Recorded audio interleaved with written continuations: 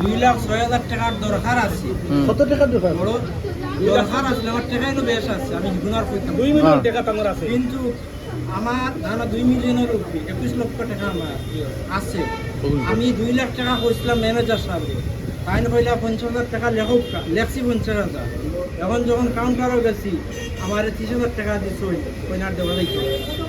এখন বুঝলাম না আমার টাকা আমার প্রয়োজন আমি পাইয়ার না, আমার বেমারি গল্প হসপিটাল ভর্তি টাকা দিতাম, টাকা তারা দিল না। আমার 21 লক্ষ টাকা 21,50,000 টাকা নেবেন। মানে এখন তারা কি আশা দিছে বাকি টাকা আপনার?